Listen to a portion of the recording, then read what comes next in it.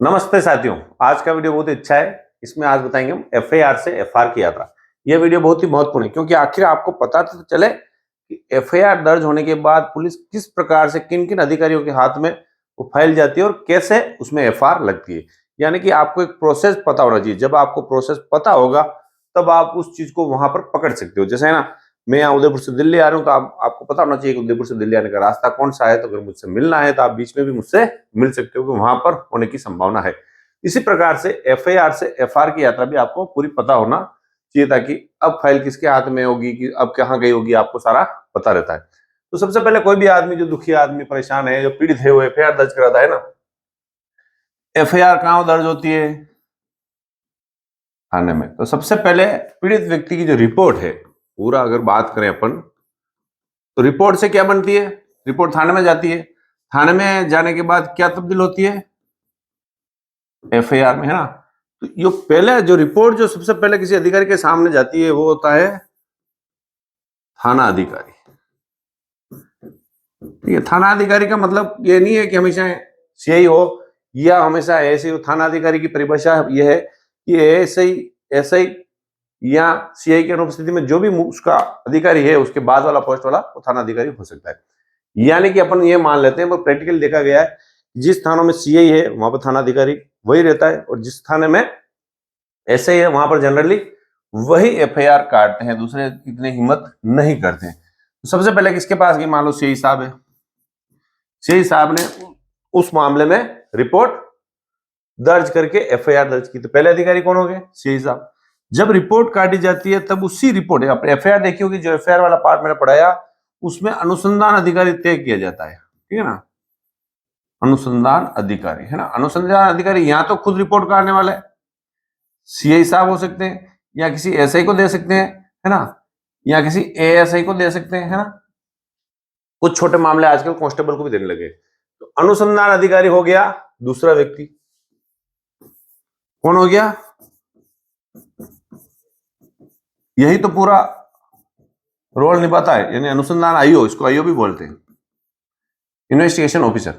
तो आपकी रिपोर्ट पहले किसके पास गई? थाना अधिकारी के पास। थाना अधिकारी के पास फिर कहां से गई? इन्वेस्टिगेशन ऑफिसर के पास। ये पूरे मामले का इन्वेस्टिगेशन करके ये तय करता है कि इसमें एफआईआर देनी है या चालान। जनरली थाना अधिकारी भी तय नहीं करता। अगर अडियल आईओ हो ना, तो थाना अधिकारी भी नहीं माने। यहाँ तक कि अडियल आईओ हो तो एसपी की भी नहीं माने। नहीं साहब, मैं तो इसमें यही दूंगा, भले आप मेरा ट्रांसफर कर दो, भले मुझे बर्खास्त कर दो, मैं तो दूंगा यही। तो फिर फाइल को एसपी को ट्रांसफर करनी पड़ती है, उसके दबाव में आके दे या नहीं दे, आईओ ही तय करता है कि उसको क्या देना है। यह बात आप समझ लो। अपन एफआईआर की बात कर रहे थे, एफआईआर आईओ। तो आईओ अपने अनुसंधान में ये पाता है कि मामला झूठा है या मामला नहीं बनता है, तो फिर वो आईओ कहां भेजता है फाइल? थाना अधिकारी के पास भेजता है ना। उसका अनुसंधान पूरा होने के बाद थाना अधिकारी के पास भेज देता है कि भाई मैंने ये कर दिया और मेरे मामले में ये एफआईआर आ गई। तो वापस थाना अधिकारी के पास आती है। फिर थाना अधिकारी से वो फाइल जाती है, कुछ राज्यों में तो चौथे जो अधिकारी है एसपी साहब के पास जाती है, कुछ में डिप्टी साहब, या कई राज्यों में ऐसी व्यवस्था करी कि बड़े अपराध जो 7 साल से ज्यादा है वो एसपी साहब के पास जाती है, छोटे है वो डिप्टी साहब के पास जाती है। तो यहाँ पर क्या, मैंने वैसे तो नियम ये है कि एसपी साहब डिप्टी साहब देखेंगे वास्तव में उसमें एफआईआर बनती है या चालान जाता है। वो निर्देश भी दे सकते हैं कि तेने गलत किया, वापस इसको सही करो, ऐसा निर्देश उनके द्वारा दिए जा सकते हैं। मगर जनरली इतना सारा काम होने या काम के लोड होने से सिर्फ मैंने तो ये प्रैक्टिकल देखा कि सिर्फ उस पर सिग्नेचर ही होते हैं कि भाई तेने ले आया बस, ठीक है। कुछ मामलों में देखते भी होंगे। यानी कि चौथे अधिकारी हो गए एसपी, जो उस पर सिग्नेचर करके वापस फाइल कहां आती है? थाना अधिकारी के पास। फिर थाना अधिकारी जो है पांचवी बार थाना अधिकारी पास आई। फिर थाना अधिकारी उसको क्या करता है? एक आदमी होता है जो कोर्ट, यानी कि थाने से फाइल कोर्ट में ले जाता है, उसको जनरली कोर्ट मुंशी बोलते हैं। यहाँ उसको हम समझ लो, अलग अलग राज्यों में हो सकता है कुछ अलग बोलते हैं। आपके यहाँ क्या बोलते हैं आप मैसेज में लिखे। ये इसके पास फैल जाती है ना। ये फिर क्या करता है? जिसने रिपोर्ट दी उसको सूचना देता है। हालांकि थाना अधिकारी का काम है, पर सूचना जनरली यही देता है कि भाई तुम आ जाना कोर्ट में, हमें तेरी फाइल ले जा रहा हूं। फिर वो जो सूचना देने के बाद वो अधिकारी जो जिसने रिपोर्ट दी है वो आता है। फिर ये कोर्ट मुंशी फाइल 7वीं बार ले जाता है एपीपी साहब के सामने, है ना। एपीपी साहब इस पर सिग्नेचर करके फिर ये फाइल आती है कोर्ट में, कोर्ट के बाबू के पास। बाबू क्या करता है, इसमें जांच करता है कितने पेज है क्या है ना। जज साहब के सामने पेश होती है, 8वां नंबर आप जज साहब को मान लो।